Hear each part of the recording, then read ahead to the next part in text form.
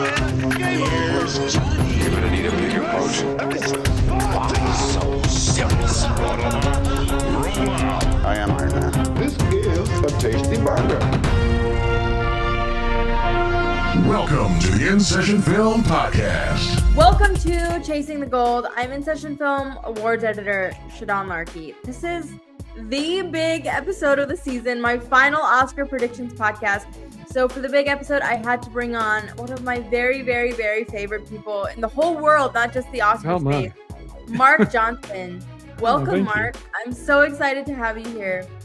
I'm very excited to be here with you. Thanks for inviting me. I know it's a crazy week, and I'm just so grateful to you for making the time. Right, this is all of our busiest time of the year, right? It's most exciting and stressful. Mark, it's my birthday. It's my Christmas. Oh my God, happy birthday. Super Bowl. No, I don't mean literally. I mean like the excitement of a birthday, excitement of a Super Bowl, and excitement of like Christmas all rolled into one day. Yeah, it really is. We spend, I know a lot of people don't like this, but we start looking at the Oscar race the second the current one ends. Start thinking about what might be contenders, because it's fun, right? We don't take it seriously, I think, till the fall film festivals. But late March, I'm starting to work on the 2027 Oscars. So we talk about these films for a year, and then we move on so quickly. So this is a year's worth of work culminating in 1 week. Yeah. Oh yeah. I got out of my Project Hail Mary screening and I was like, check. Yes. I see it Thursday, so I cannot wait. I'm very excited for you. But Mark, some inside baseball, because I originally wanted to have you on for my predictions for the nominations, and then the internet gods sort of got in our way. But before we dive into all 24 categories here, I do want to talk to you just a tiny bit about your philosophy. I should mention your column for Awards Watch is called The Awards Alchemist. So how does the alchemy all come together to get for you, Mark Johnson? Yeah, that's the science of it, is trying to figure out how statistically what precursors are going to matter, but also what's the zeitgeist of the time that we're living in, which film is going to hit both emotionally and sometimes prestige becomes a factor. So you're kind of taking all these hints and clues and trying to figure out which ones are real and which ones are red herrings. That's the challenge of the race. If you just go by stats and precursors, you're going to get a lot right, but you're going to get a few wrong. So you kind of have to figure out places to deviate from the data. And part of data analysis with Oscars is you have to be careful about the window of time you're looking. For many years, I'd say up until about 2009, we'll say, I used the entire Academy's history, because the Academy didn't change much dynamically over many, many decades. But in 2009, the preferential ballot came out. So for Best Picture, it's used in that category. So you kind of had to change what you were looking at when predicting picture. And then in 2016, I think it was, that we had Oscar So White and Oscar So White Part 2. And the Academy made a huge effort to change their Academy membership to be more inclusive. And then in 2020, you started to see a huge expansion internationally. So you have to be really careful what data set to use. At a certain point, some of that data is distracting you from maybe what's really going to happen. Another one to look at is sound. For many years, we had 2 sound winners. So a lot of people talk about how sound connects to editing and whatnot. Well, that's when there were 2, it was twice as likely to hit. Since 2020, we're down to 1 sound category. So a lot of those statistics have shifted and a lot of records have been broken. And every year there's something unprecedented happening. And that's the trick, is to try and figure out what that's going to be. Well, and Mark, when do you decide? And there's one short category, which we'll get to shortly, but where I was like, I don't know, so I'm just going to go with the one that I want to win. And I feel like sometimes you do just end up doing it. So when do you kind of just let your heart lead you? Or do you just try to stick to the mass and the zeitgeist kind of a thing? Yeah, I actually don't let my heart guide me at all. I try and assume what their hearts are going to go for. Um, I have a tendency of actually hedging my bet and betting when it's 50-50 with a film I think could win, but there's the other one that's right there with it that I want to win. I typically will bet on the one that I don't prefer, because then if I'm right, I'm right. If I'm wrong, my film wins. So I go against my own personal preferences usually, and try and stick more to, gut feeling or what the head is saying. That might be really good advice. Not just maybe for predicting the Oscars, but life advice. Who knows, Mark? Maybe. But that's Okay, the trick. That's the Yeah. trick, is trying not to care and let the Yeah. Oscars impact the way you feel about a film. Just Yes. because your film isn't I- winning doesn't invalidate it. I totally agree. And I mean, to go back to I had the awards garage last week, and we talked a lot about just like having fun with it. And I see a lot of people, saying like, okay, well, the anonymous ballots. Like, if people want to read the Yeah. anonymous ballots, let them read it. Now, I'm not saying Fine. that should influence your pick, but if you Right. have fun with it, and if you just want to pick something, even if you know it's wrong, I think you should do it. Yeah. I think those anonymous ballots are I don't know if I'd even say fun, but they are an interesting way of getting in the minds of some of these voters and I helping agree. you realize. It helps you realize that we take it more seriously than they do. Right? Absolutely. That is such a good Yeah. point. I know. I'm Yeah. so like, passionate about trying to see everything before the show. And I'm like, the people who are voting for this aren't doing that. Right. which is We really- definitely see more than they do. I know. I'm like, let us vote. Let us organize the Right. show. We'll be really dorky about it and get all the presenting pairings exactly perfect and all that kind of Right. stuff. We'd be Okay, great but Mark, showrunners. we really would. Listen, but what's an example of maybe like in the past a time where you like called something early or went out on a limb Okay. and got it? Do you have like a pride moment of do. like, what is it? It's been a while now, but this is the reason I ran an Oscar pool for many years, like 15 years. And then in 2007, that was a very challenging year. One of my favorite years of all time. There Will Be Blood, No Country for Old Men, Michael Clayton, great year. But I correctly predicted both Tilda Swinton for Michael Clayton and Marion Cotillard for Levy and Rose when they were, neither one of them was the front runner. And I don't know, I think there's something to the less you know, sometimes the better off you are with predicting. The more you know, the more it becomes kind of a challenge, because you're less going with gut and more going with what the statistics or the track record has been. But after that Oscars, I said, okay, it's time for me to create my own site and start doing this with all the big guns out there. So that was probably my claim to fame, because it's the one that kind of got me started. Nice. And now you are one of the biggest guns of our industry. So I like to pretend that. take the compliment, Mark. Take the compliment. Okay, fine. All right.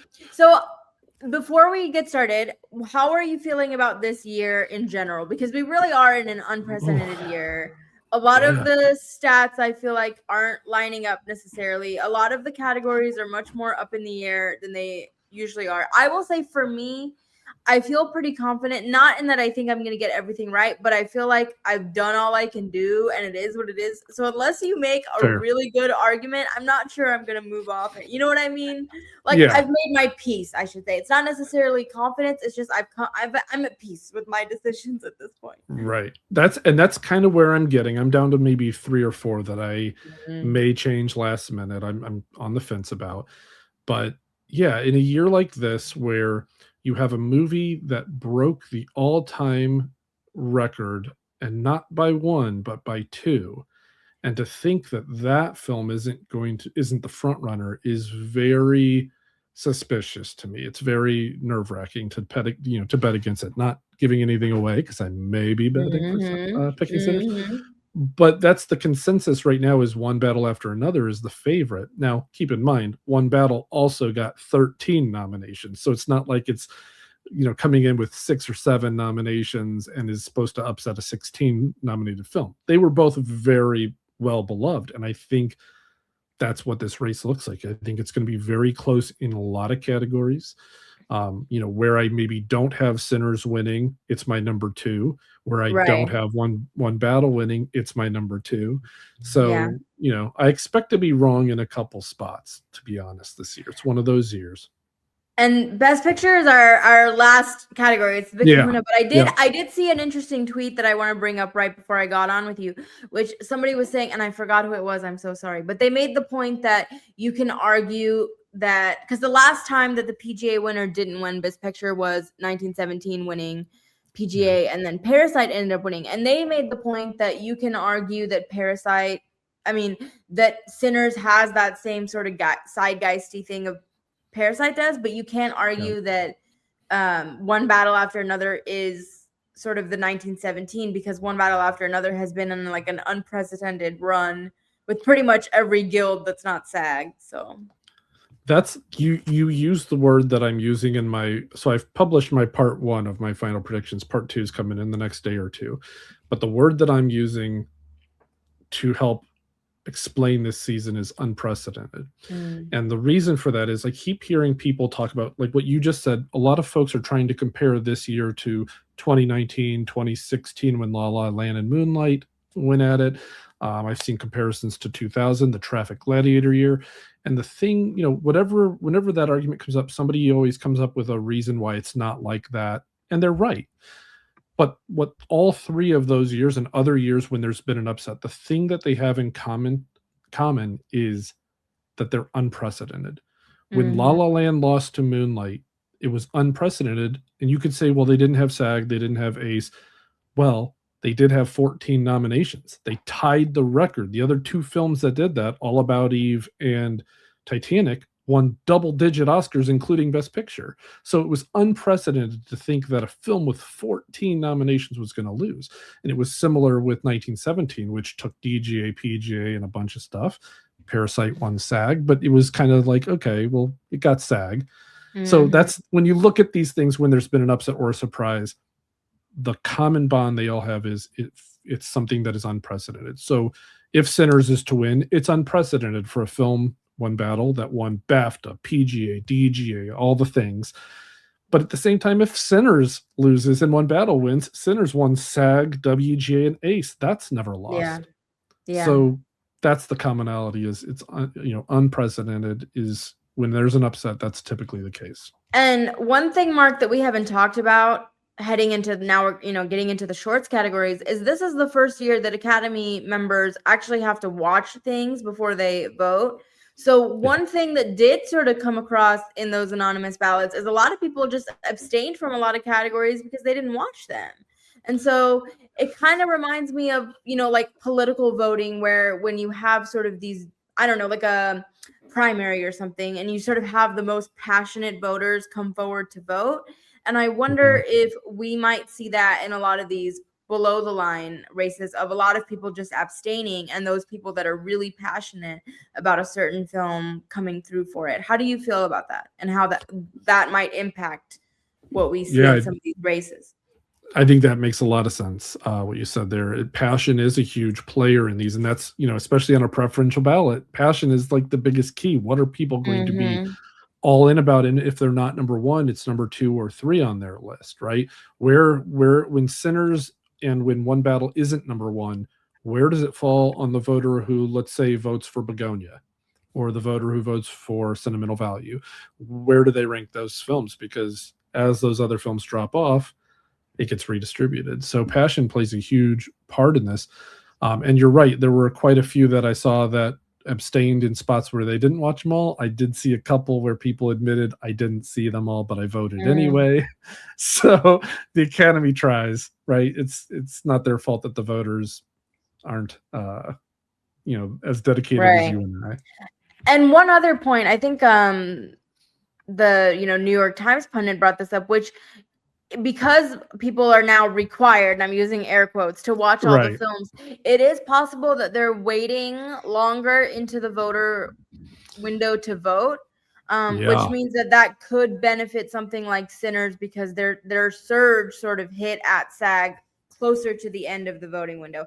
Is that going to matter? No, but it's just something potentially not. I mean, potentially not. It could, but it's just something to think about to your earlier point of like, what is the moment in time when people are casting these ballots? Similar to like, the Kate Hudson nomination. Like she surged late, but she surged right when people were voting for the nominations and she ended up getting in. Spot on. So yeah, 100% timing is a big part of it. And that's something I try and keep an eye on when I'm making these predictions too, is what's happening at the time of nomination voting, what's happening at the time of winning voting. And man, SAG happened right in the middle of it. And like you said, they may have, as a voter, I would want to see how my peers or how that group votes.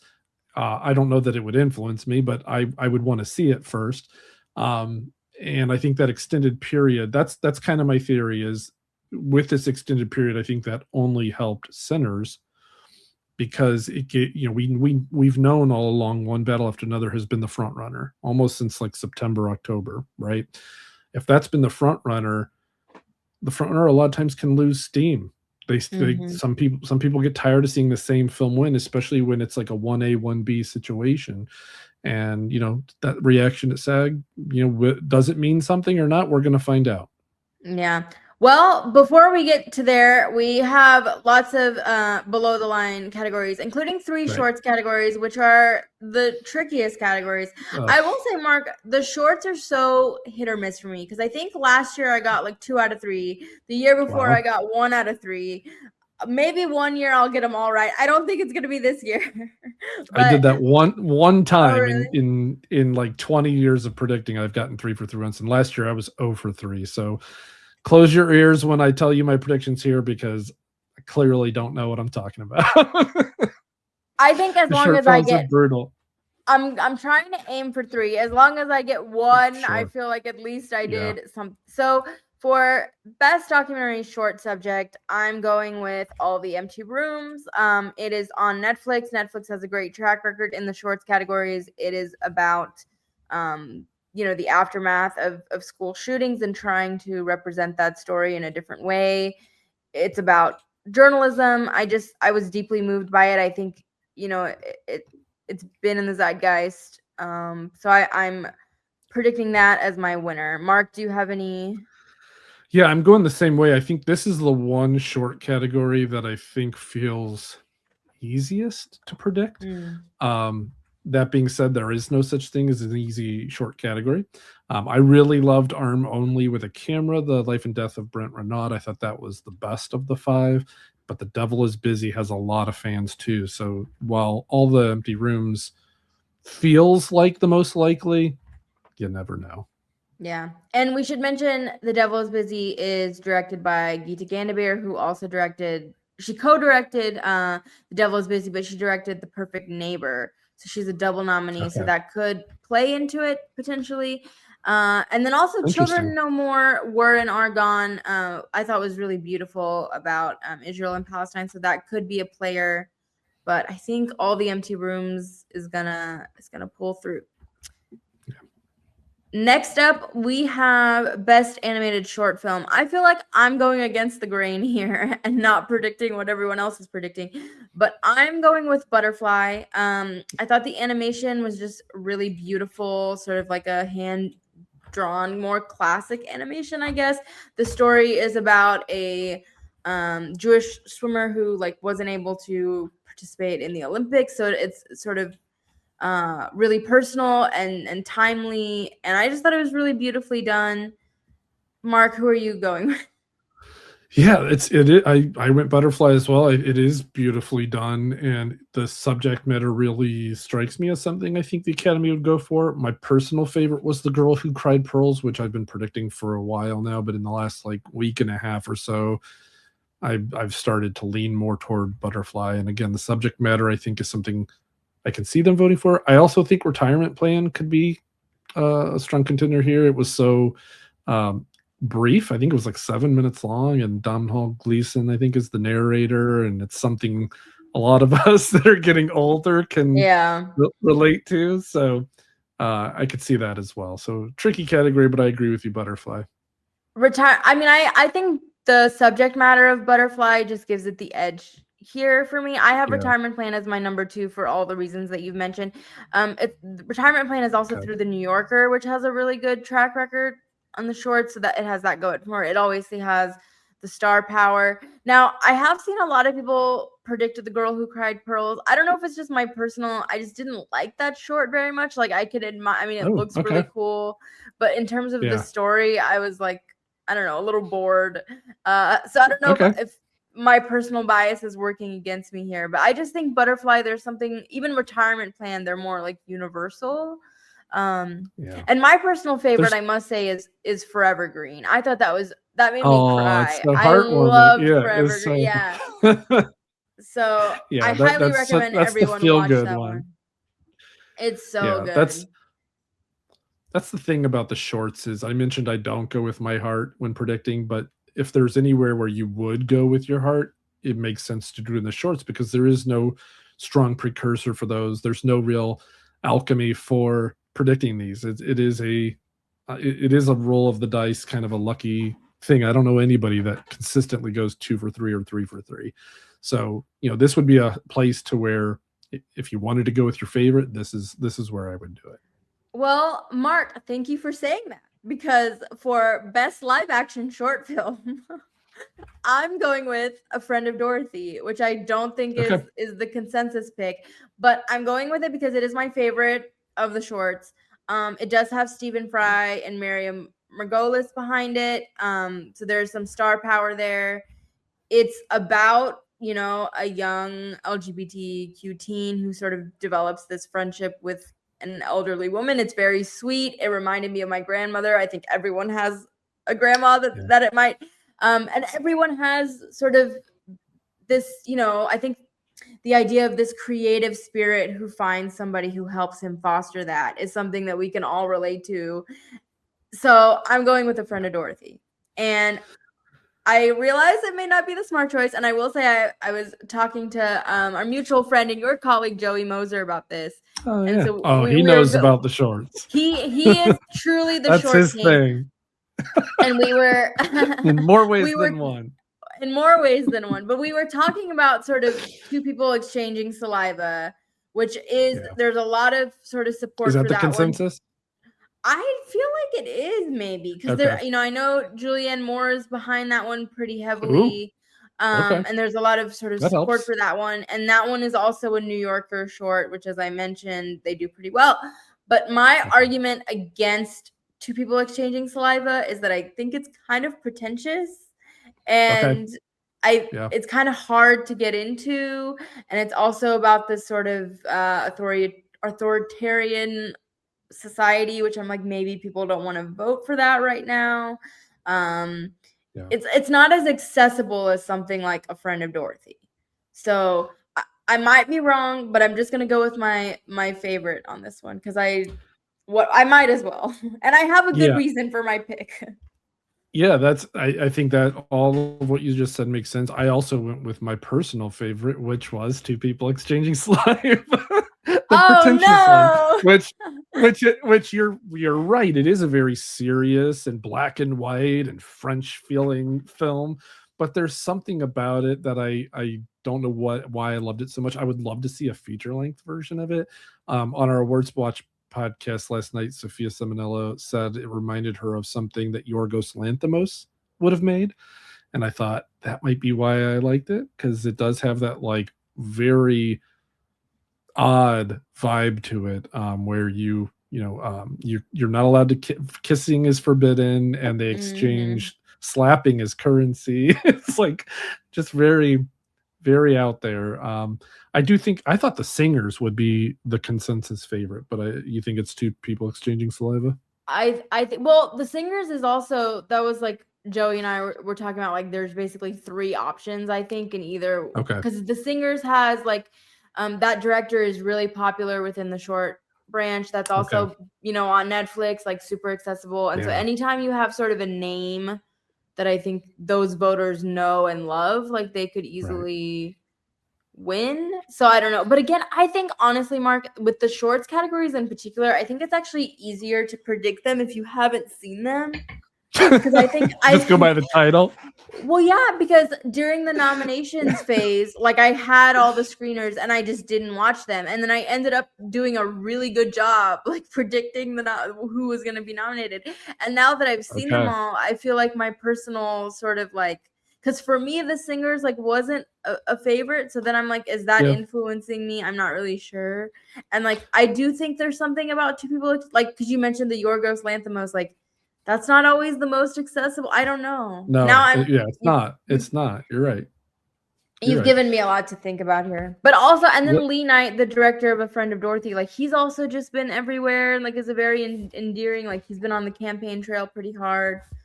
And that's the most accessible of the five. So again, I think there's no method to the madness when predicting shorts, which is why they kill me every year in my pools. So I think you go with your gut. Every year I watch all 45 shortlisted shorts, and I still can't get the nominations right, and I can't get the winners right. So what I would advise people, if you're listening to this and you're going to fill out an Oscar pool, listen to Shadan in these three, unless it's the two that we agreed on, then go your own way, because I'm gonna be wrong. I'm gonna get 1 out of 3 is my bet. 1 out of 3. Well, if we agree on 2 out of 3 of them, I think that bodes well for both of us. And then I don't know. one other short though for best live action is Jane Austen's period drama. It is really fun and it's kind of different from the rest of them. And so like the whole voting off the title, like I wonder if the Jane Austen of it all, do you think people might just vote for that one because they're like, it's Jane Austen, check. I don't know. That was my second favorite of all 15 of the shortlisted. So I was really happy to see. I didn't think it would get in, but I was really happy to see that it did.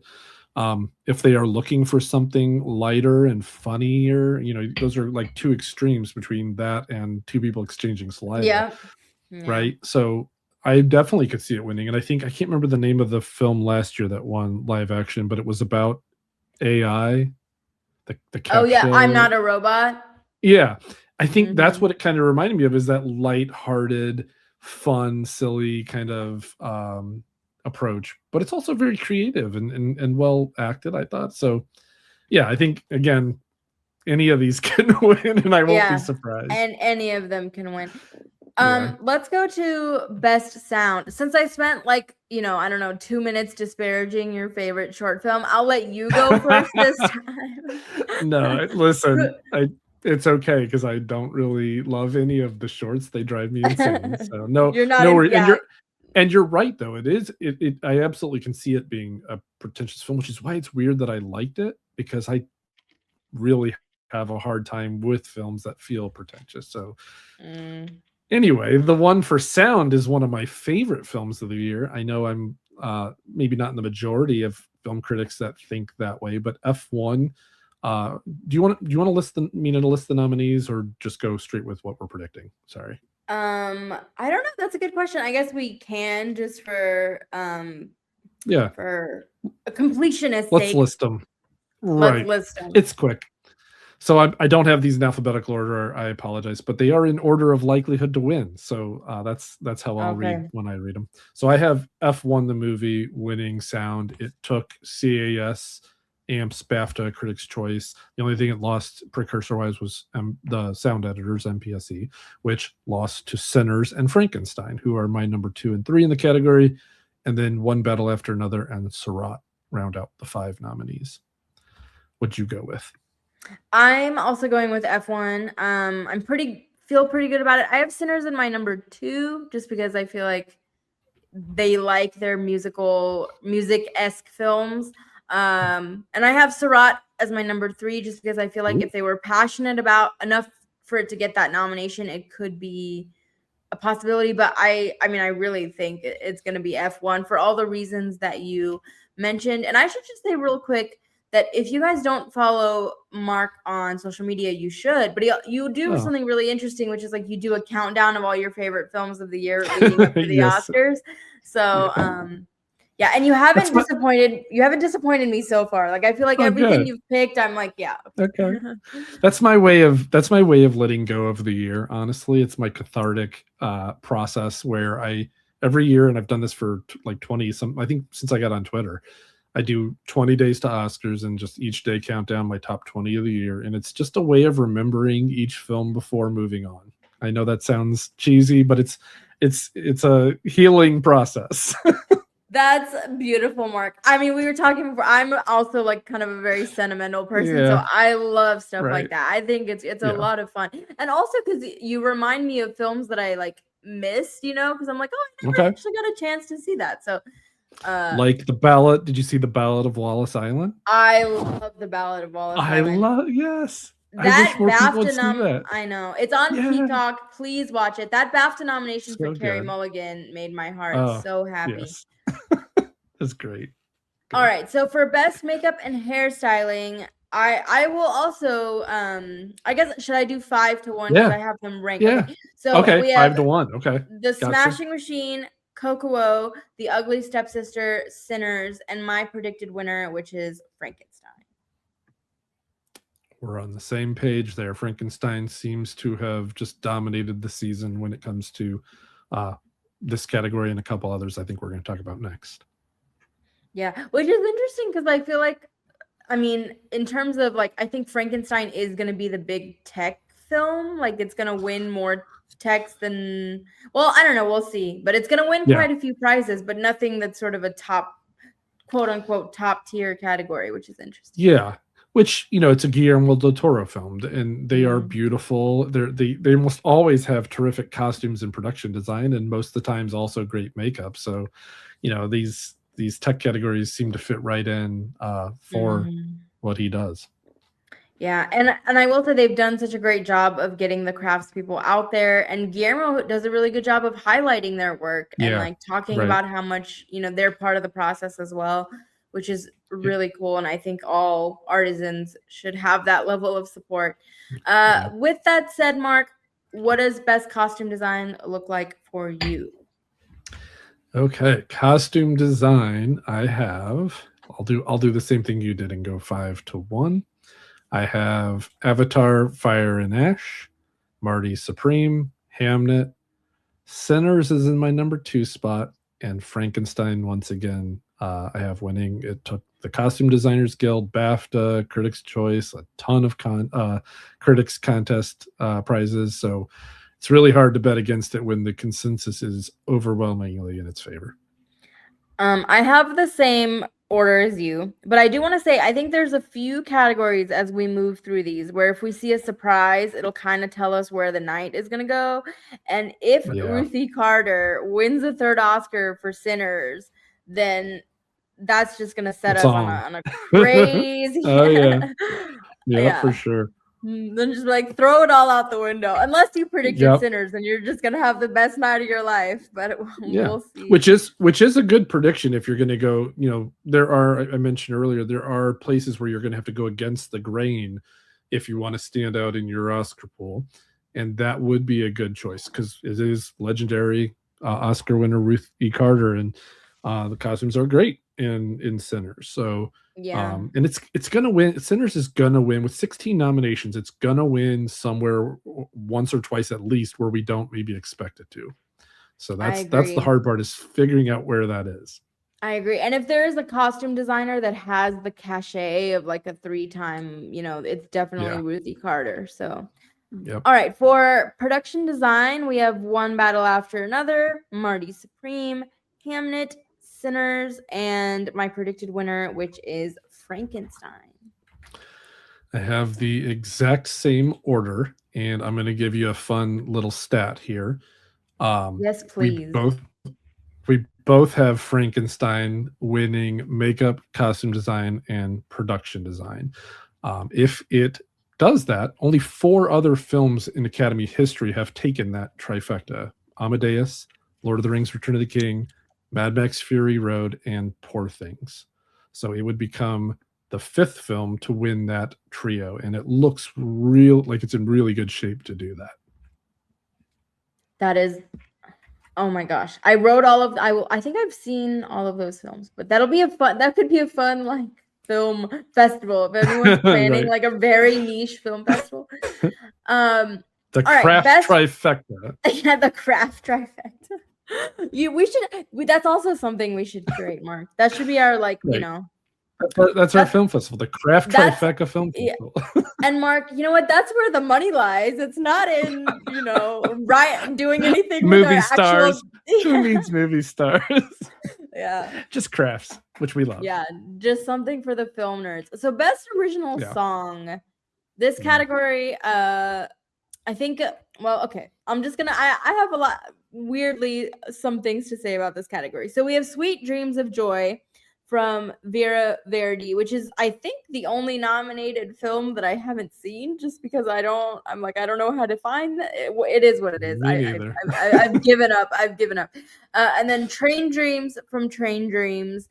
I have Dear Me from the great Diane Warren, Relentless, which, if my sweet Diane Warren can't win an Oscar for a song from her own documentary, right? What are we even doing here? My God. But I will forever reserve a spot in my best original song predictions just for Diane Warren.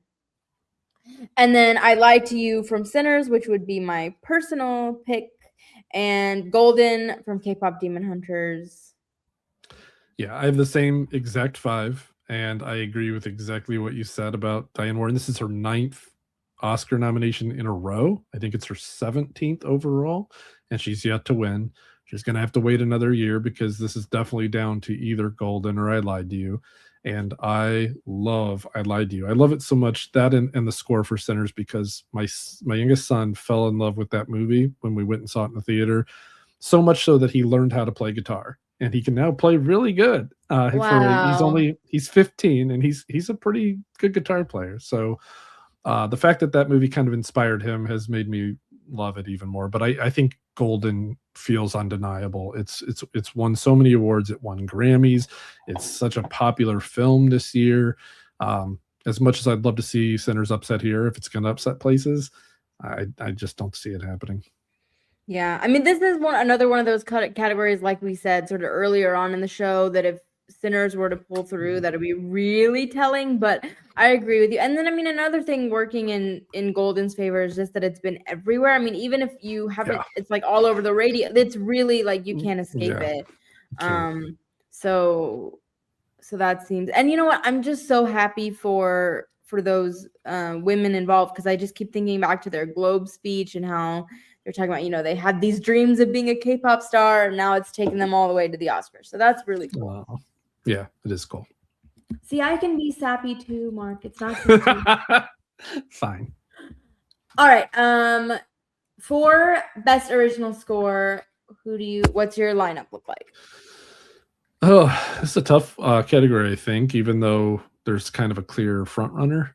So the order is a little kind of blotchy for me up until number 1, but I have Begonia in 5, then Frankenstein, Hamnet, One Battle After Another, and I do have Sinners winning here, and it will be glorious when he wins. I think it's his 3rd win, Ludwig Göransson. It would be his 3rd, yeah. Which I have the same order as you. I'm also predicting Ludwig. But poor Johnny Greenwood. I mean, I feel like he was the runner-up for Power of the Dog, and when I saw One Battle, I was like, okay, this is his year. Like, it's gonna happen, and it's just been Sinners all along. And then Ludwig also has the Odyssey next year, like coming up in 2026, so he could be very much back in the conversation. And I just love like the sort of friendship between Ludwig and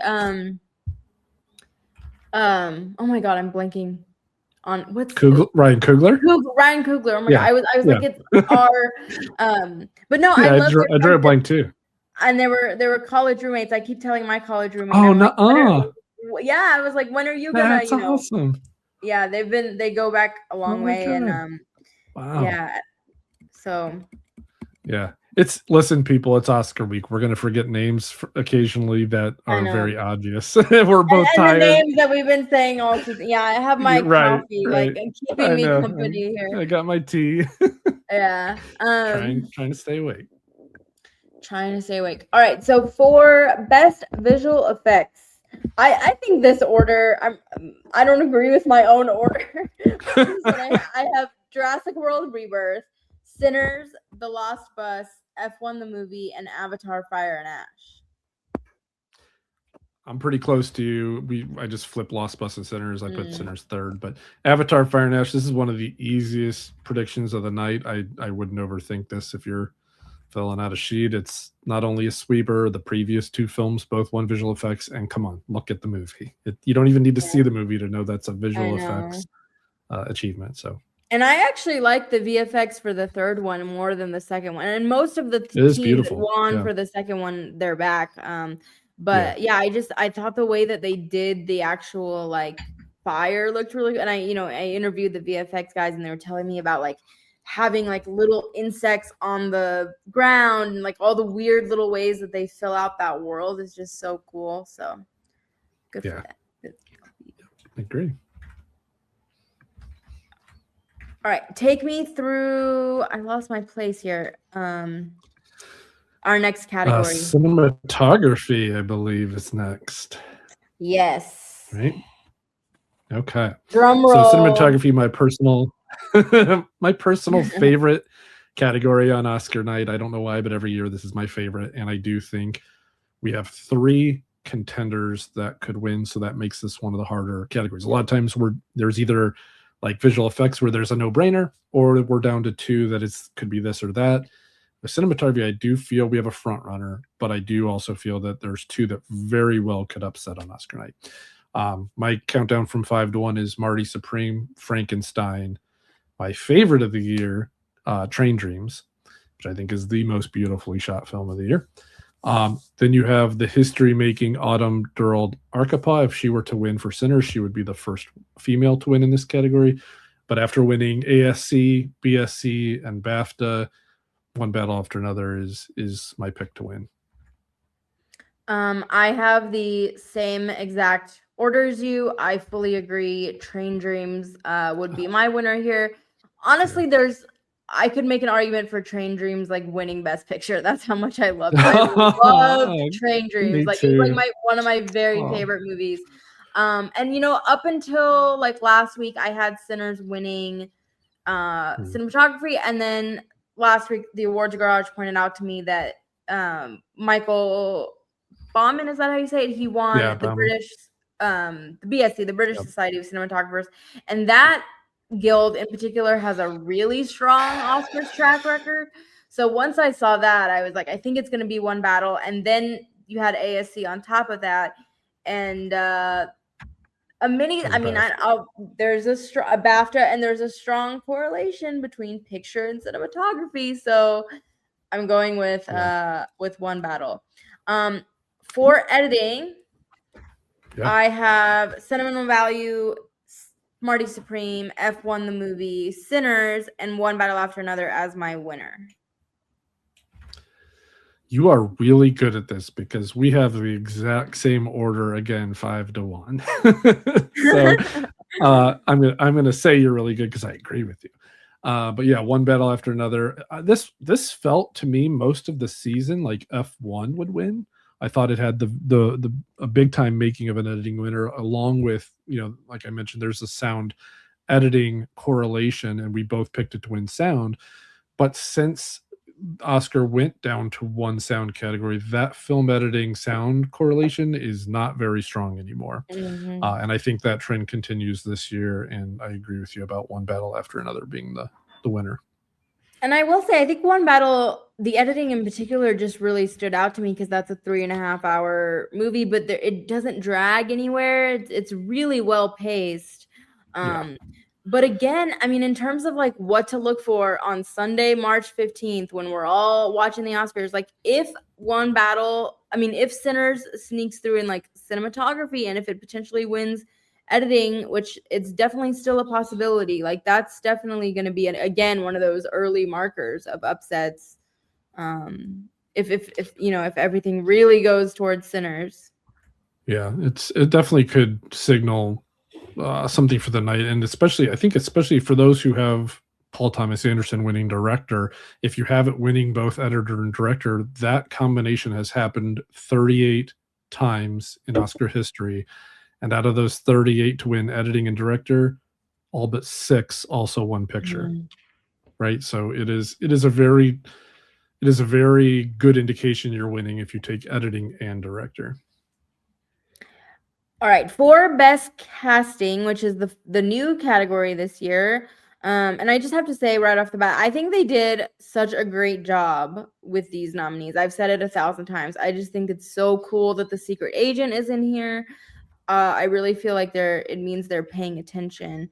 But I have Marty Supreme, the secret agent, Hamnet, One Battle After Another, and I have Francie Maisler winning for Sinners. I think it was absolutely brilliant that they had her up there at the SAG Awards when the cast won, and they gave her a shout out right smack dab in the middle of voting. She's a very well-respected casting director, much beloved within her sort of guild and her craft. So I think she'll be the sort of inaugural winner.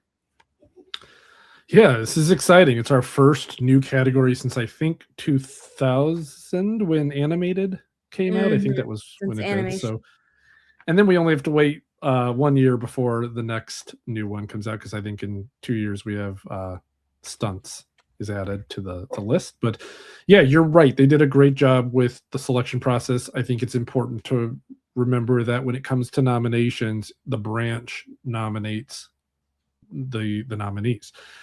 So the casting directors made these choices. Now everybody gets to choose the one who wins. So it's interesting because the casting directors, I know that I have confidence that they know what they're looking at. Whereas it's going to be really interesting to see over the next few years, does the broad academy, when it comes to the winner, treat this like ensemble? Because we're so used to the SAG Ensemble Award, which is probably the closest thing we have to a precursor, even though those are two totally different things. One is about the selection of the cast, the other is about the performance of the cast. But I am curious to see how much this lines up with SAG over the next few years. I had the same five in the of course we had the same five, but I had the five in the same exact order you do, with Sinners coming out top, winning the first ever casting award. And it's interesting, Mark, because I think Sinners actually sort of has both the creativity of like finding a Miles Catton and like the Boom Noom Saku, Right. and like sort of these really inspired casting choices. And then you also just have like the more populous large cast of, the Michael B. Jordans and the Delroy Lindo. So it sort of appeals to both sides of what you're saying, and it puts them together in a really interesting way. One Battle has that as well, but I think there's something about the way that the Sinners cast, there's like a synergy to it that just works really, really well. Yep, I agree. All right, so for best documentary, this is such a interesting category because a lot of these races, precursors that we've had, something that has not even been nominated at the Oscars ends up winning. So our front runner here is a very soft one, and we don't have a ton to hang our hat on here. So I have the Alabama Solution, Cutting Through Rocks, Come See Me in the Good Light, Mr. Nobody Against Putin, and I do have The Perfect Neighbor winning just because it's, again, been on Netflix for a while. Geeta Gandabir, the director, has done a great job of getting herself out there. It's based on sort of a well-known, well-documented case. It's very timely. It pulls on the heartstrings. So I'm going with The Perfect Neighbor here, but Mr. Nobody Against Putin has won a couple prizes leading up to this. Ukraine, Russia still very much in the news. Those sort of shorts and documentaries have done well at the Oscars. And Come See Me in the Good Light. You want to talk about something pulling on heartstrings? Ooh, boy. So I'm going with The Perfect Neighbor, but I think there's like 3 possibilities here potentially. How are you feeling, Mark? This might surprise you, but this is the category that I feel is the toughest to call for Oscar night. This is the one that I'm gonna come down to the last minute to make my final decision. But today I did switch from The Perfect Neighbor to Mr. Nobody Against Putin. The reason why is, if you look at the history in this category, you see a lot of how much they love current events. Even just look at the recent years. You'll see in the last 3 years, Navalny and 20 Days in Mariupol both Mhm. directly tied to Russia-Ukraine war, were winners. So they have a tendency to respond to films connected to major global events. Even last year's winner, No Other Land, was about communities in the West Bank, Palestinian communities, and it involved a Palestinian activist and an Israeli journalist, and so it's really hard to ignore the timeliness of it. I also do struggle with The Perfect Neighbor. It is a very American story, and the Academy has grown very internationally over the last few years, and I'm very curious how they will respond to that movie compared to something like Putin. I think it's interesting that Putin beat Perfect Neighbor at BAFTA. They were also Mhm. both nominated at PGA and both lost to a film that wasn't nominated. Perfect Neighbor also was nominated for Ace and lost. So it's not Perfect Neighbor showed up well in other categories, but it didn't win much. It won Critics' Yeah. Choice. That's really about it. And Critics' Choice has been kind of like a bad omen in this category. So right now I'm going Mr. Nobody against Putin because, again, somewhere in here you have to deviate from the favorite, or else you'll finish with a score very similar to others. And so this is an area I'm really toying with, kind of going with the second most likely, we'll say. I mean, I think, speaking of like The Perfect Neighbor being very American, that was always sort of the thing that was like the red flag, or like the scary part of that one for me. So I totally see the argument, but I think with everything going on with sort of ICE and our relationship to gun violence in this country and like policing in this country, I do think that The Perfect Neighbor does have like a timely bend to it. And then Fair. given that Geeta Gandabir is very beloved as a director and she's been nominated in two, now of course there's people that get double nominations and miss, but I do think that could potentially bode well in her favor. It could, sure. Yeah, and again, it's the favorite, right? It's you're more likely to be right here. I have my doubts about a lot of categories, and I do too. And you made a very good argument, and I may very well switch. Like, I totally see your argument. I just think, and I might switch back. You might so switch you back. never know. Well, and you know what's interesting though is The Perfect Neighbor. They like a lot of times the more populist documentary, like a Jane or something, like it ends up not even getting nominated. But then in years when the really popular documentary does get nominated, it usually wins. Okay. Like a Summer of Soul type of thing. Yeah. But then something else working against The Perfect Neighbor though is it does rely heavily on body cam footage, archival footage, and the documentary branch really doesn't like that. They like people going out there and capturing. So I see the argument against it. I just don't know if it's enough for me to switch, or if I should just get it wrong. The point you make there with the archival footage is why a lot of people thought it wouldn't even be nominated, because the documentary branch, and remember again, the branch is what votes for the nominees.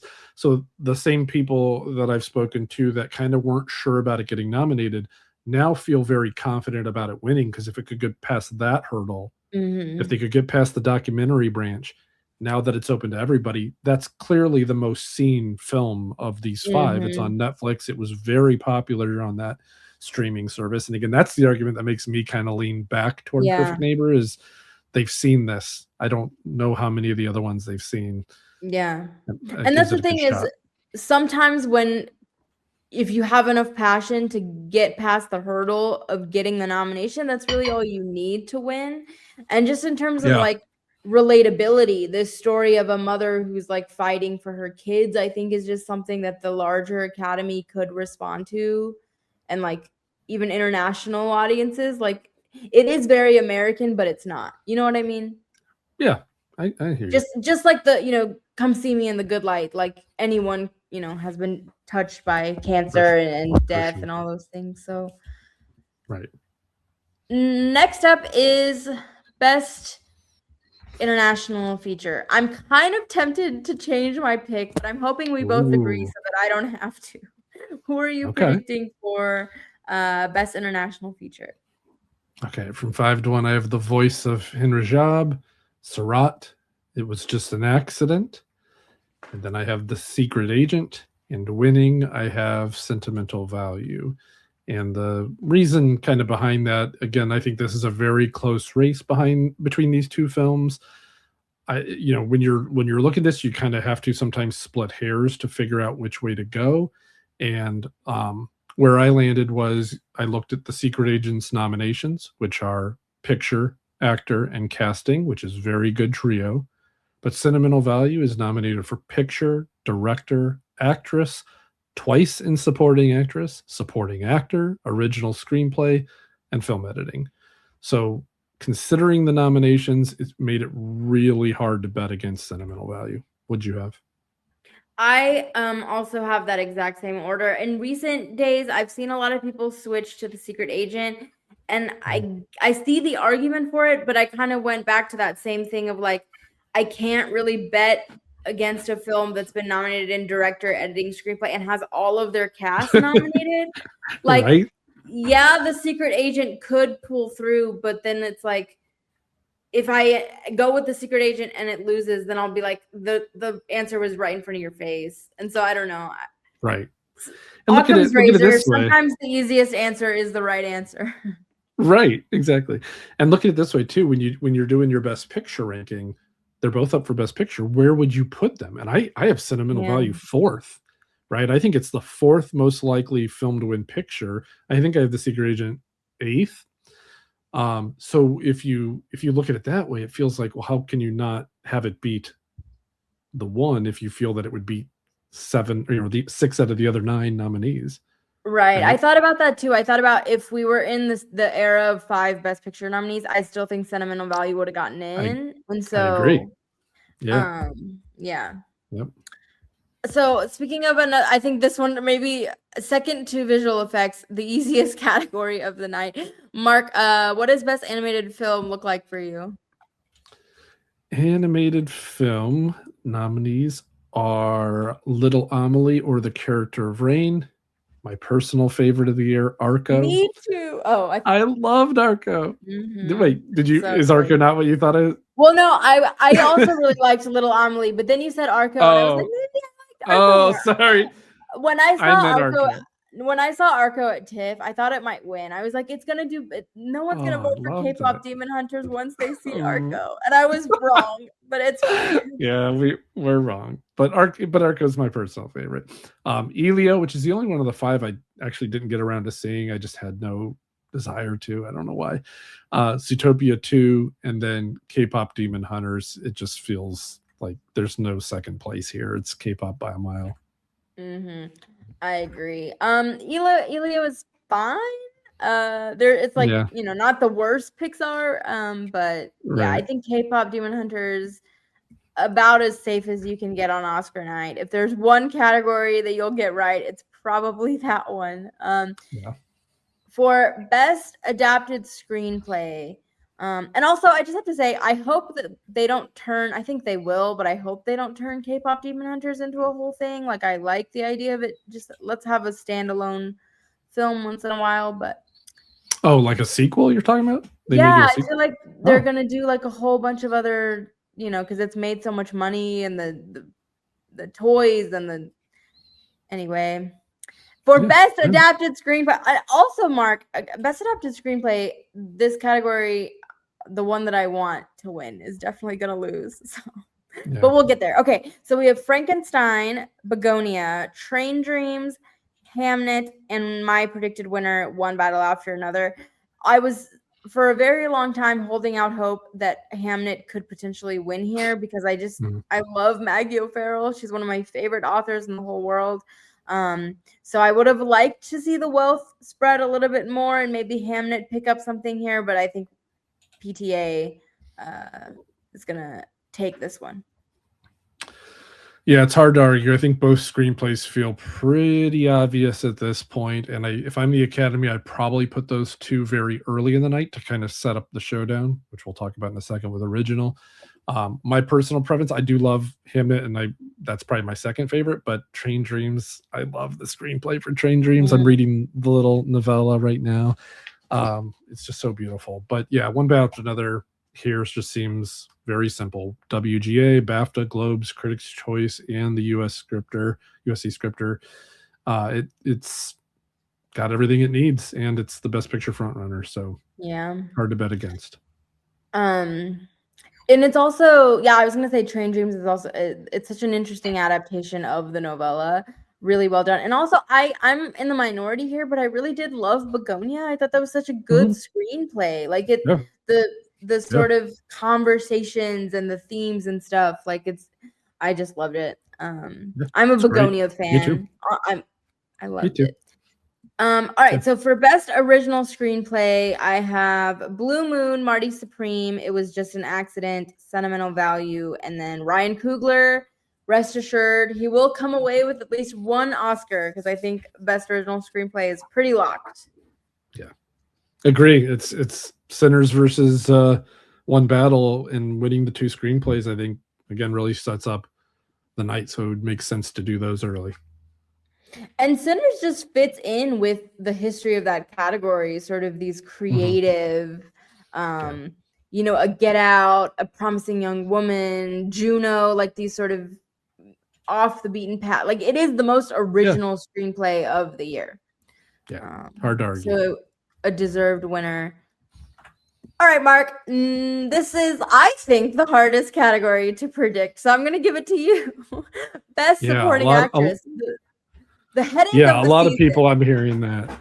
Yeah, it's kind of crazy because you have, again, it's a category with three strong contenders that any one of them can win. And then there's the ladies from Sentimental Value.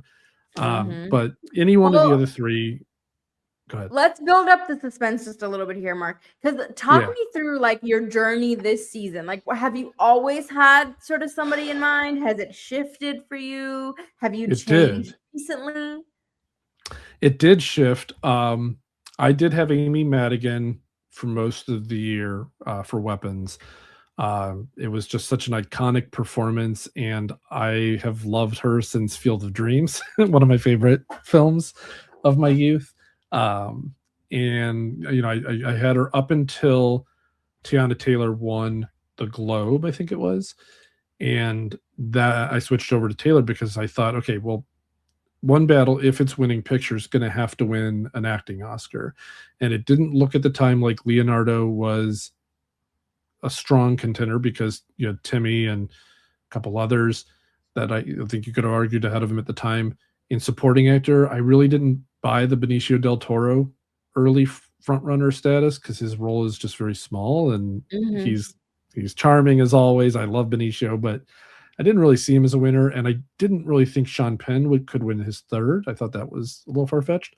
And Chase Infinity, who didn't even get nominated for actress, felt like a long shot with Jessie Buckley there. So Tiana Taylor, I had once she won Globes and gave a good speech and was beautiful.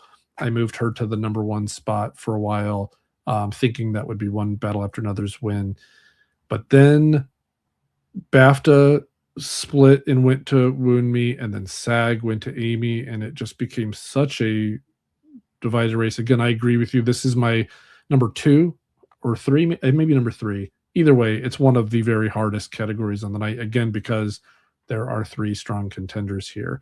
I am right now going with Amy Madigan. I came back to her after SAG. She kind of bookended the season with Critics' Choice and SAG.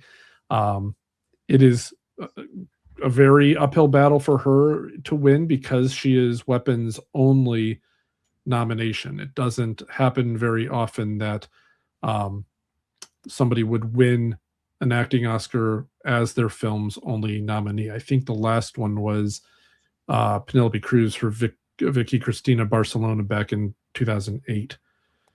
So it is a very rare occurrence, but again, I just come back to the fact that it's the most memorable character. She's a well-respected veteran actress, so I'm going that way. You make a very good argument.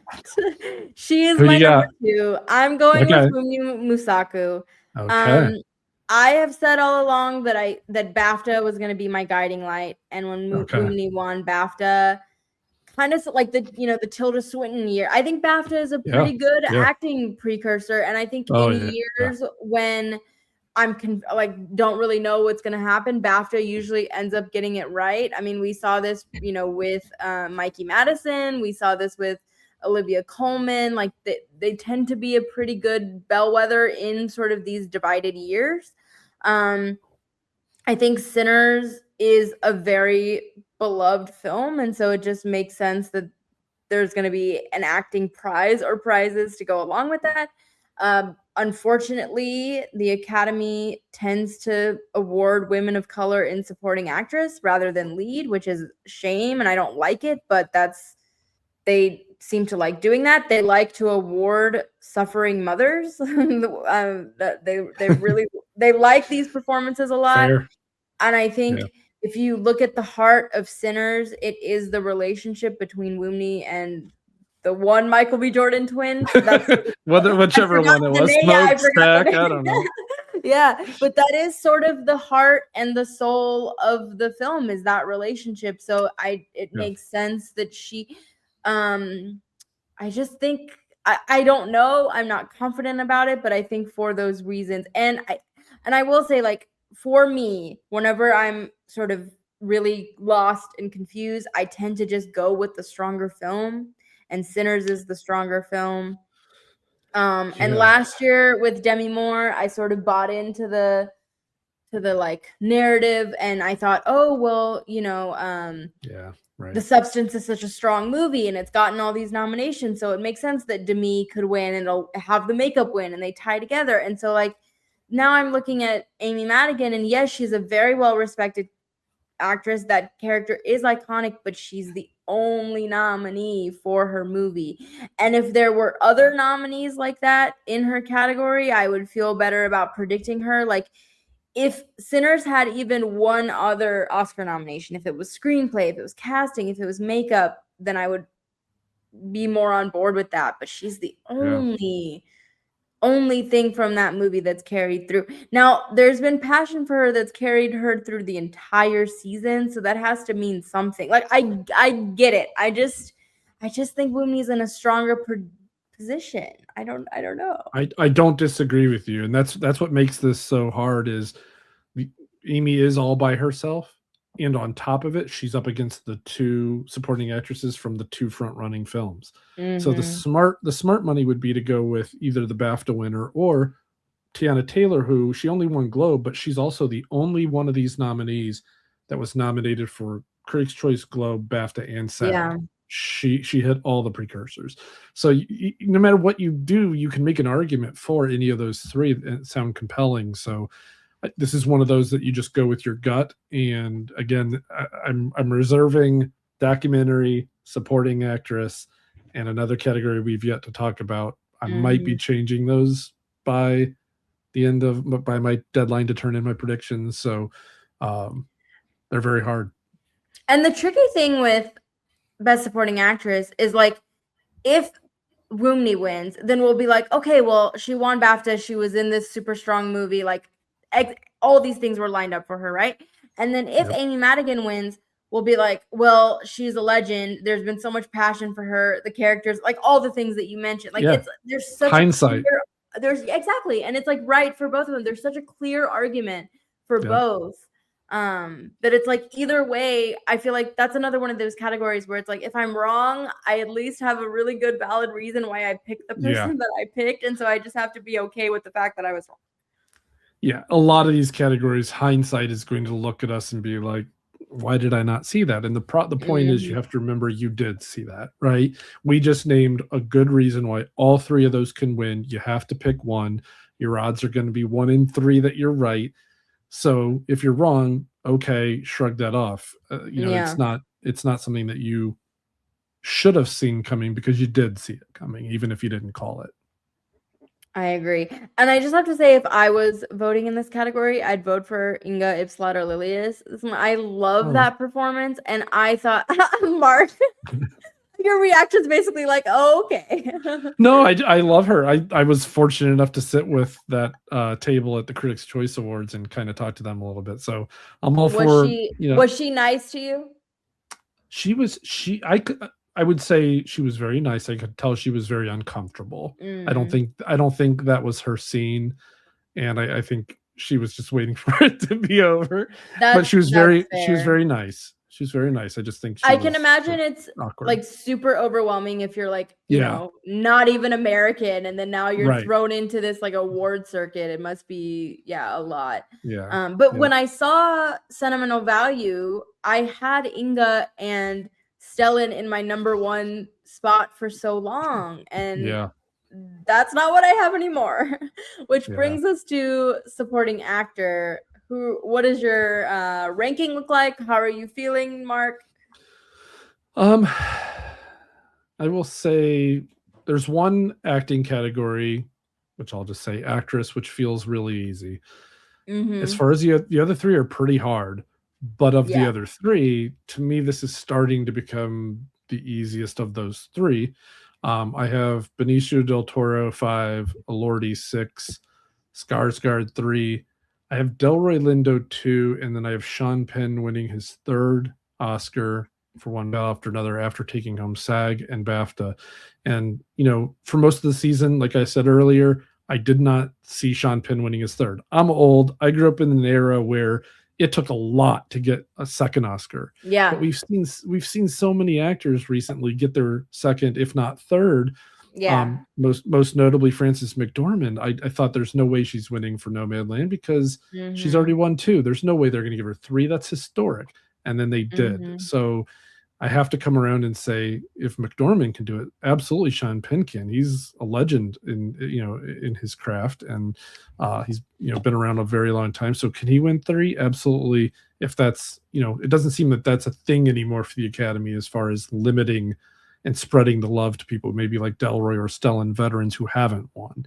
But I do think if Sean Penn doesn't win, it will be one of those two. Supporting actor is usually one of the first awards of the night, and I think this is going to be, again, like we mentioned, one of the early signs of what's winning. Even though Delroy Lindo has nothing on his resume, he's on paper the weakest candidate. I do think he's the second most likely, and if Sinners is winning, I wouldn't be surprised if Delroy Lindo won as well.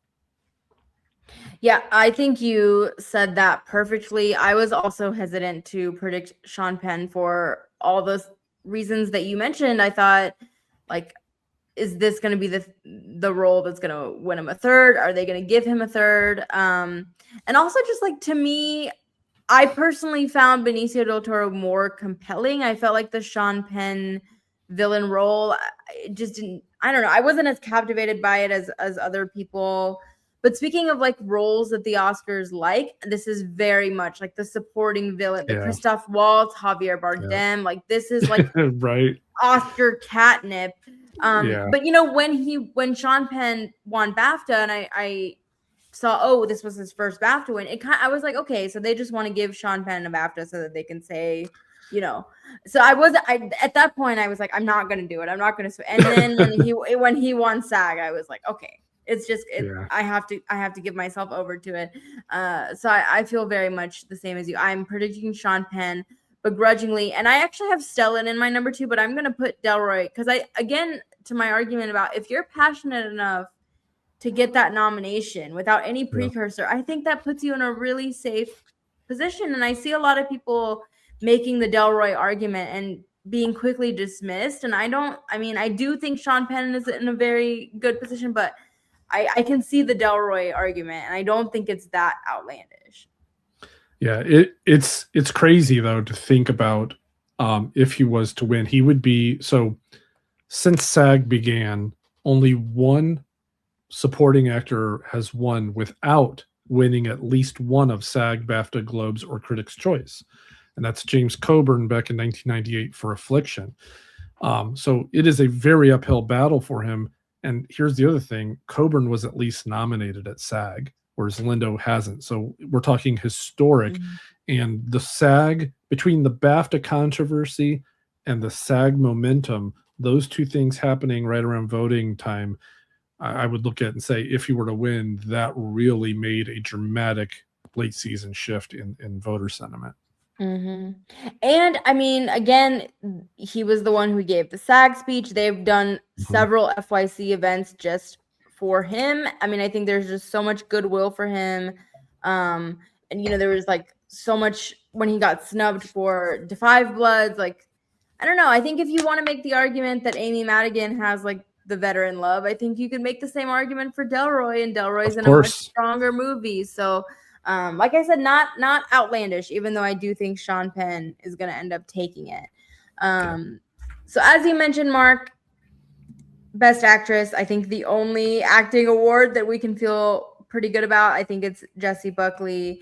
I will say I am disappointed because I think this win for Jessie Buckley is going to be the only win for Hamnet, and I would have liked to see The Wealth spread a bit more. I just think that's such a beautiful movie, and I think I don't know. I feel like because she's been the front runner for so long, people want to like pick holes in the performance, and I think it's a very worthy Best Actress winner. I think if she wasn't sweeping, we'd be like, oh, Jessie Buckley's so underrated in Hamnet.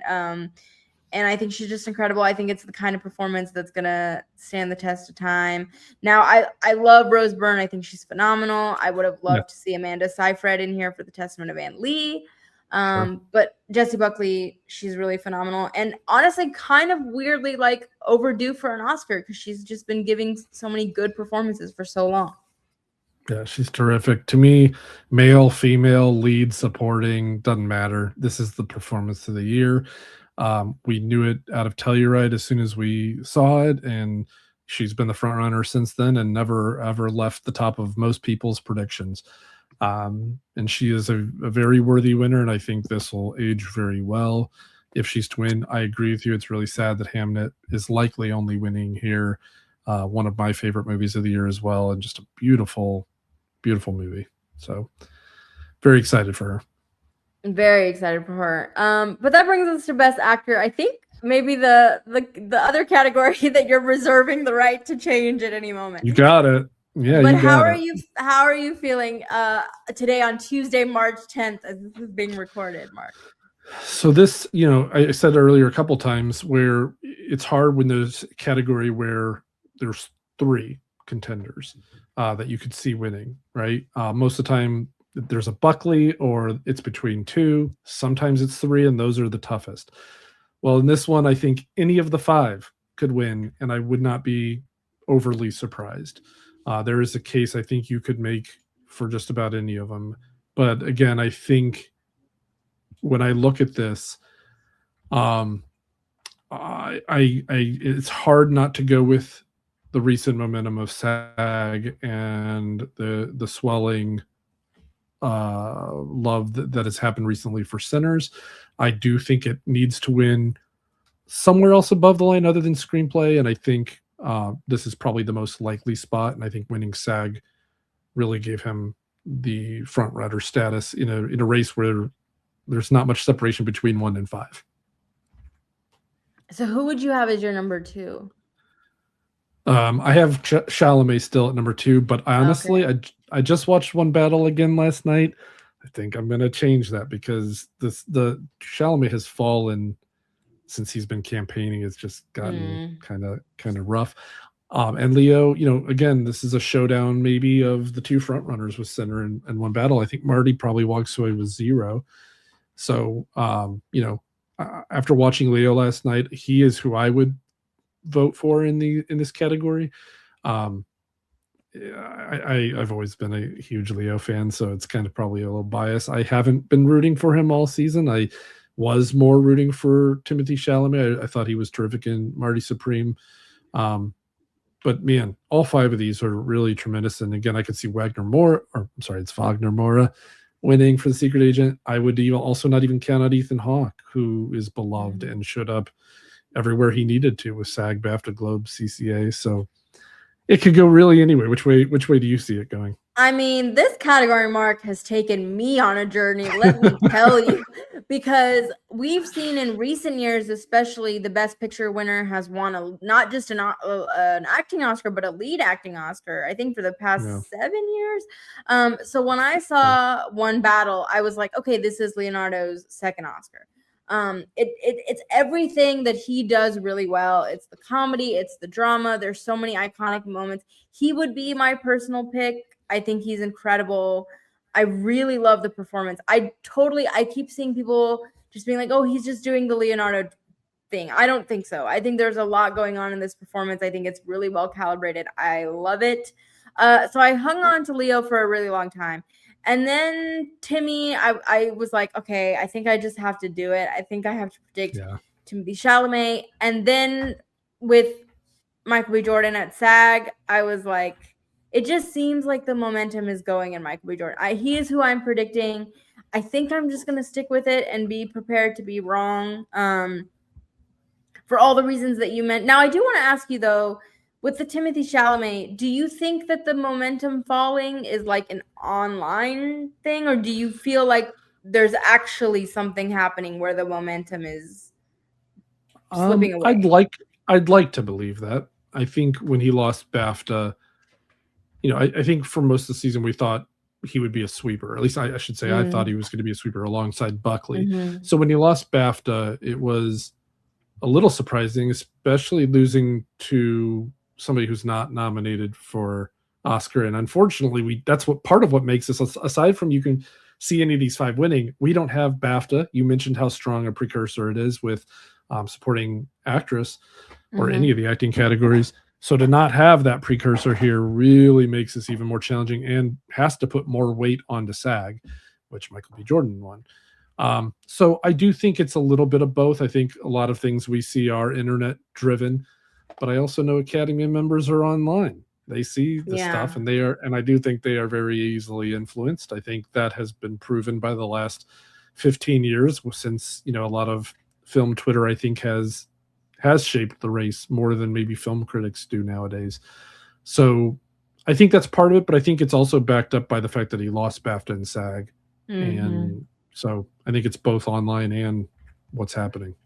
Yeah, because when I saw that he was, everywhere and he was doing like career retrospectives and they had a town hall with him in Austin with Matthew McConaughey, to me at that point, I was like, oh, he's taking it. But then I think maybe that ended up working against him. Now, when he lost at BAFTA, I was like, okay, they gave it to Robert Aramayo because that's like a very British film. And like that, I was brushed that off a little bit. And then he lost at SAG. And I know, they were saying, well, no one's ever won at SAG twice before. I get it. But I also really believe in the, like, when they like you, to go back to the Sean Penn winning 3. I think when they just like somebody, they don't really care if they've won before and they'll just give it to them. So when he lost at SAG, I was like, And then just Michael B. Jordan, like an incredible speech right at peak voting. He plays 2 characters. He's been around for so long. I mean, since The Wire, Friday Night Lights, I feel like everyone has a project of his that they love. I mean, I think he should have been nominated for Fruitvale way back in the day. Or Creed, both. Or Creed, or both. I could even make an argument for Black Panther. So he's been in he's been in the periphery. It's not coming from nowhere. And he's sort of like at a good age. I don't know. He makes sense, especially with Sinners being as strong as it is. He makes sense. Yeah. But they all make sense. That's what's hard. They all make sense. But I think the hard part. That is the hard part. But I think he makes sense a little bit more than everybody else.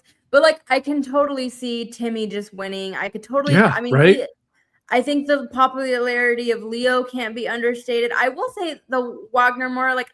I don't see that as much as everybody else, just because I feel like the secret agent, like I understand, the international contingent, Brazil, all of that, but like he hasn't won. I mean, there's other places that he could have won maybe. So I don't, I'm not as high on that, but like I'll say Ethan Hawke, no offense, I'm willing to count him out, but like any of those 4, I think is a possibility. Yeah. It is tough. And again, in a year this split, that's where I agree. I have Ethan Hawke 5, but I wouldn't be shocked if he won. I don't know why. I mean, because he showed up everywhere, right? That's part of, and because Blue Moon got in screenplay, right? So that was kind of, I didn't predict that. It was one of my misses. And it was actually my only miss in either of the supporting categories. So that signaled to me that, okay, maybe there is more to the Ethan Hawke than I was anticipating. So we shall see. For Best Director, Mark, I am sticking with Paul Thomas Anderson. I think they want to give him something. And I think maybe one of the reasons why the actors haven't of One Battle haven't swept as much is because it kind of seems like PTA is the belle of the One Battle Ball, where they've just been awarding him as sort of the sort of marquee person from the film. Are you sticking with PTA, or do you think that Ryan Coogler, he definitely has a shot? I don't mean to discount that at all, but is that enough for you to put him in your number one? I hate saying this, but I would discount Coogler. I think DGA is the one precursor I have never bet against, and I will never and likely never bet against. But this year is very much to me like 2023 when it was Nolan's time. It's very much like 2006 when it was Scorsese's time, 2007 when it was the Coen brothers' time, right? This, like you said, he's the star of the film, and it is his time to win. He's been nominated 14 times, counting this year. I think he win. I don't want to spoil anything, but he's going to win more than one. Screenplay and director at the very least. Yeah, he took all the major precursors: DGA, BAFTA, Globes, Critics' Choice. He won the National Board of Review, like LA. Like he took everything. So I don't know that there is a second place in this category. If there is, sure, I'll guess it's Coogler. But I think PTA is so out in front here that this is one of the easier calls of the night, I think. I would agree. I'm trying to build up the suspense, Mark. Help me out here. I know. I'm sorry. Not here. Not in director. But that brings us to best. Yes. Picture. How do we even want to do this? I'm kind of nervous because I feel like this entire podcast I've gone back and forth because I'm like, I think Mark is predicting what I'm predicting. Maybe he's not predicting what I'm predicting. All right, go 10-1, my friend. Just do it. Okay. You're my guest. 10-1. Go ahead. Yeah, 10-1 on Oscar odds. Yep. I do think I think they're almost in tiers. So I'll go Train James Begonia, Secret Agent, F1. You can kind of put those in any order, but I think based on the other category nominations, that's kind of the order I'd go down 10 to 7. Then I think the next tier is Frankenstein, Marty Supreme, Sentimental Value, and Hamnet.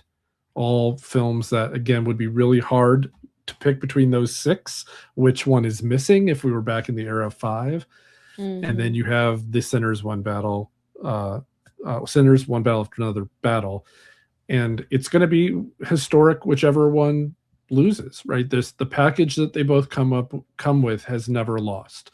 One Battle After Another won PGA, DGA, BAFTA, Globes, CCA, ACE, WGA, 5 other guilds, along with a bunch of smaller prizes that matter, like the BSC script or New York and LA Critics, like a National Board of Review. Like it just won everything.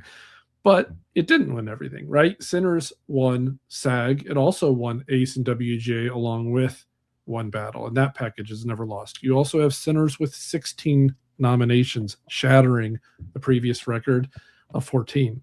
So for those who say this is a done deal and it's not close, I would say you're falling into old traps. And Sinners is very much in this with its 16 nominations, shattering the record of 14 previously held by the 3 movies we mentioned earlier, All About Eve, Titanic, and La La Land. It's going to be close. The unfortunate thing for me with that argument is the only way I can be proven right that it was a close race is if Sinners wins.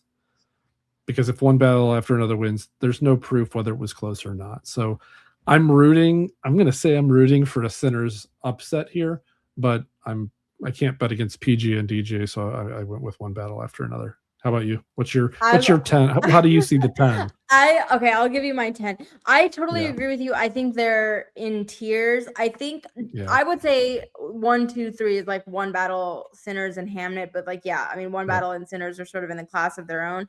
I have F1, The Secret Agent, Train Dreams, Begonia, Frankenstein, and then Sentimental, Marty Supreme, Hamnet, Sinners, One Battle. Like if we were in the olden days, I think those 5 are pretty locked.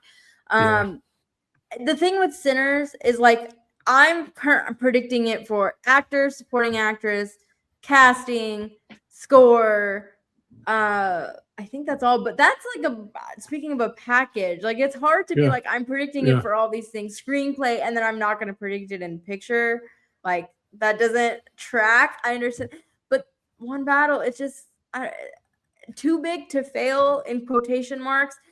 I do want to say, and like there's a lot of online discourse, whatever. I do find the people that are being like, oh, it's going to be One Battle. It's so obvious. It's been One Battle. Like, I agree with you. I think that's, first of all, like, let's just have fun. But like, I do think it's really, really close. Like the support for Sinners is undeniable. Not only did it get, 16 nominations, but it got like across the board support. It's not just, oh, well, it got its actors in. Costumes, production design, everything. I don't see how you can not say that is a major contender. And I do think it's going to be a nail biter. And I do think it's close. Like I really do believe that. Here's what makes me feel like you can't convince me that it's not close is I have Sinners winning 4 Oscars, right? I have it winning the same ones you do minus supporting actress. So actor, screenplay, casting, and score. But I have it as the runner-up in 11 categories. 11, so 15 total categories, 4 wins, 11 runner-ups. I'm going to be wrong in at least 1 or 2 of those areas that I have it being a runner-up. I can't figure out where that is, but I think it's going to be 1 or 2 that I'm wrong about. So, to say that it's not in the running for picture, again, like, look, I know, again, I don't want to compare it apples to apples with Parasite, but when Parasite won SAG, the emotional eruption that happened at SAG when 1917 was winning everything is very comparable to the emotional eruption that we saw when Sinners won. So, you can't count out the actors who make up the biggest branch. And I know that SAG-AFTRA is not the same, but actors love it. And the Academy loves it. 16 nominations is no joke. So I don't want to underestimate it. Yeah. And to go back to the point about supporting actress, it's like, again, it's like I can see March 16th where Sinners wins, and I'm like, well, I should have seen that coming because it got 16 nominations. It got Delroy Lindo in out of nowhere. And like there was so much this sort of last minute surge that we keep talking about of like all these things lined up for it as the voting was happening. But then it's like, if I go with Sinners and One Battle wins, I'm going to be like, all those things that you listed that it won, everything but SAG, basically. Then I'm going to be like, that was right in front of your face. And you decided to go with your heart while your brain was clearly somewhere else. I agree with you. I would personally pick Sinners. I think it's so audacious. I've watched both One Battle and Sinners multiple times. I guess I love both of them. I keep making up this point of like how lucky we are that these are the final 2, and like they would both be all-time great Best Picture winners. So like really there is no loser for us, the movie audiences, because we had a really good year. But do you think in terms of picture, like you're sticking with One Battle, or is there something that might make you switch? No, this is one of the categories I'm pretty locked in, and I think what it comes down to, it's funny you mentioned at the beginning, do I ever go with my heart? In a situation like this, my heart is with Sinners. My brain says it's got to be One Battle, and I tend to hedge my bet emotionally. So I'm going to pick One Battle and hope I'm wrong so that Sinners is the winner and I'm happy. Versus if I go all in on Sinners and I'm wrong, it's like a double whammy, right? So I hedge my bet. I'm either right and okay, or I'm wrong and I'm happy about it. So, but not that I wouldn't be happy with One Battle. Again, like you said, that is a fine Best Picture. I'm a bigger fan of Oppenheimer, but other than Oppenheimer, it's the best Picture winner this decade, in my opinion. So, totally fine with it winning. And I love, who doesn't love PTA? So either way, like 10 years from now, we'll be like looking back, and if it's Sinners or One Battle, we'll be like, dang, that was such a good Best Picture winner. That's why this year kind of reminds me a little bit. Not I know we keep comparing to other years because this you can compare this year to so many other years, and I compare it not Oscar wise, but I compare it to 2007. because There Will Be Blood and No Country for Old Men, two of, in my opinion, the best films this century, and they had to go head to head at Oscars, and so neither one won a ton. Like this year, I have One Battle predicted to win 6 and Sinners predicted to win 4. That's not a ton, but it's hard to win a lot when you're up against such stiff competition. There are years like Oppenheimer where it really didn't have any competition because what was number 2 that year? There really wasn't a number 2, right? Barbie was missing in too many places. I guess you could say Poor Things was number 2, but I don't think that was ever winning. So that's when we look at these, we have to think about what did it lose. Not every great movie wins Best Picture. And again, Moonlight, that's another year. Holy moly, 2016 with Moonlight, La La Land, Arrival, Manchester by the Sea. There are years where it's just hard to win. And, a great movie can lose to another great movie and it still makes sense. So I think that's what you have happening this year. Yeah. And I mean, I don't mean to keep harping on Anora, but like, even if you had Anora come out this year, there's no way Sean Baker wins 4 Oscars. Like a lot I of don't it. know And that he that's wins any. Right. I mean, that's the thing with the Oscars. Year. Like a lot of it is just timing. A lot of it is, like when you, or like Coda, like that was very much a product of its time. And I think Sinners and One Battle weirdly are very much a product of right now. Like they both feel very timely and like absolutely. And I think if they had come out in separate years, they would both potentially win Best Picture, which is interesting. I wish one of these two would have come out last year. I know, right? It was so weak. As strong as this year is, I think last year was equally weak. One of my Mark. And see, okay, I'm gonna say something controversial because I keep seeing people saying like, "Oh, I can't wait for this race to be over," and I'm thinking like, why? Because we have a ton of really good movies, and we still have a bunch of categories that are up in the air. I mean, Best Supporting Actress could go a bunch of different ways. Documentary could go a bunch of different ways. Supporting Actor, it's not completely locked. Actor isn't completely. So it's like. And I mean, our controversies, relatively, especially to last year, are not that it's bad. Like Timmy. It's like ballet stinks kind of stuff. The controversy is like ballet stinks, and like maybe Jessie Buckley doesn't like cats that much. Like I would happily take those controversies over some of the other nastier stuff we've got in the past. Yeah. So I get that it's been a long race, but like I'm having a lot of fun. I'm like, let me have it. I am too. And you're right about all those things. We have so many fun. It's a fun year for Oscars because there's so much up in the air. It's the discourse that gets exhausting, right? I think that's what most people are like. Let's move on because I'm tired of hearing about X, Y, and Z, whatever it is that bothers you about this race. It's not the race's fault. It's the people online and the complaining fair. And tearing down Jessie Buckley's performance, which is flawless, and calling it whatever they called it, some kind of torture drama or whatever. But trauma porn, that's what it was, right? Like there've been so many bad takes that I'm just exhausted by, and I'm sure I'm guilty of a couple too. I try and stay as level-headed throughout the race, but it's really hard. It is with so much online chatter. So, looking forward to that part being over.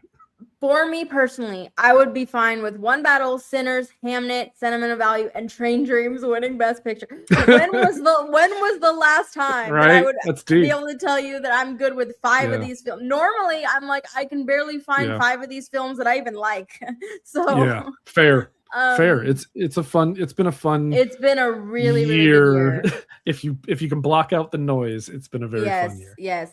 Mark, as we wrap, do you have any closing thoughts? We agreed way more than I thought. We didn't argue as much as I would have liked. No, it's hard to argue. It's hard to argue a lot of these categories because I can, if anything we disagree with, I can't really. I see the value in that pick. Yeah.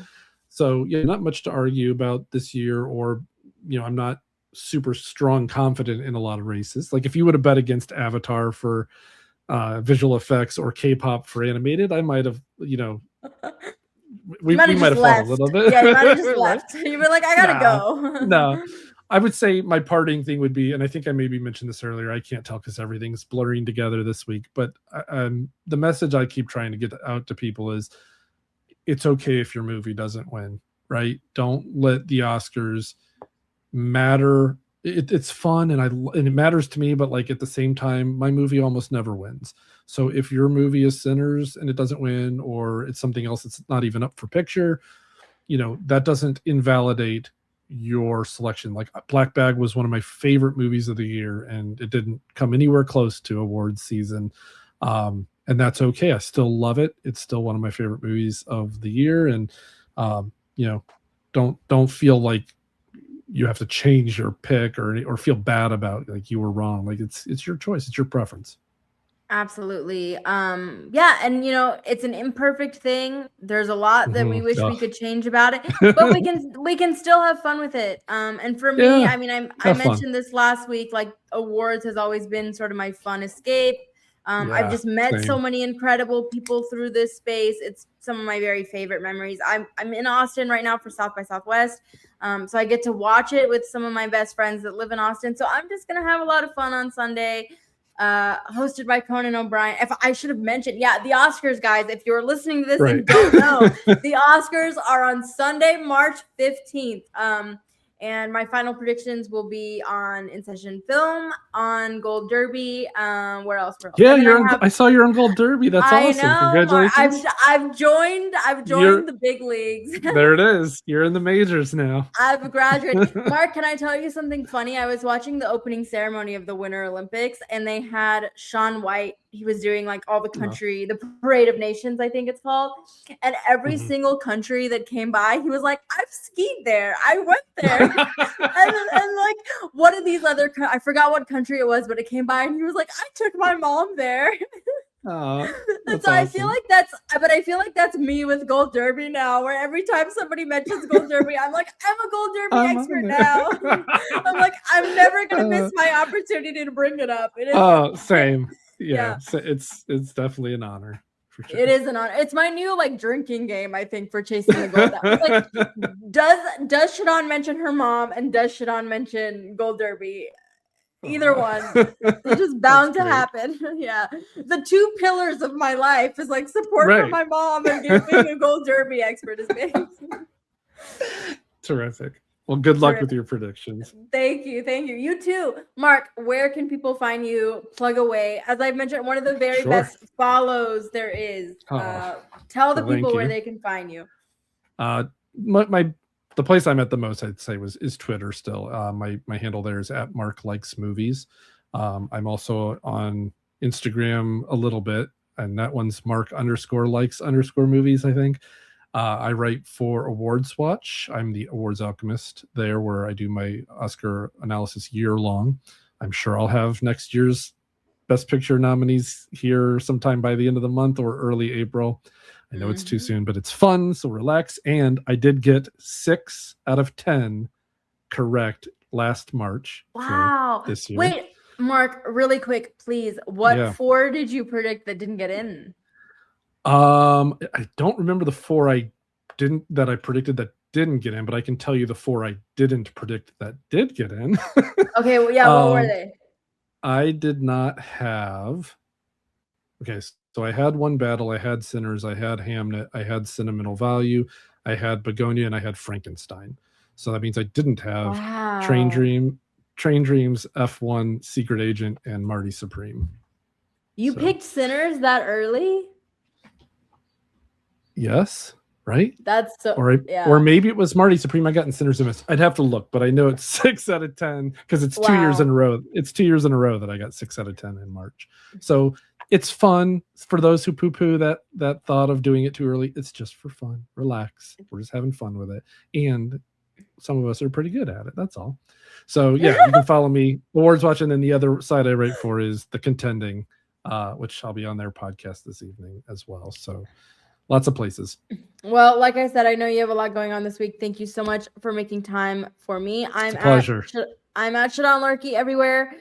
Please rate and review us, as I'm also planning post-Oscars content. If there's anything you guys want to hear about, let me know, because I have a whole year to plan now. Yes. And yeah, we'll have to compare notes. For sure. Mark, please come back. Oh, anytime. I'd love to. I It's a lot of fun. absolutely love this. And one final tidbit I will leave you with, because also I am on X more than anywhere else at Shadan Lurkey, but somebody posted, they were like, I go on Instagram and I compare my life to everyone's fake lives, and then I feel depressed, and then I come on X and I say, these are my fellow mentally unstable people, and I feel right at home. And I think maybe that's what's kept me on X for so long. Yeah. Big community there. And again, you just have to block out the noise. Exactly. Block out. See, great life advice from Mark Johnson on Chasing the Goal. Mark, I really appreciate it. Thank you so much. Bye, everybody. Have fun at the Oscars. Stay safe. Don't drink and drive. And have a fun Oscars viewing party, whatever it is. Get your favorite snacks. Enjoy it. And we'll see you next time on Chasing the Goal.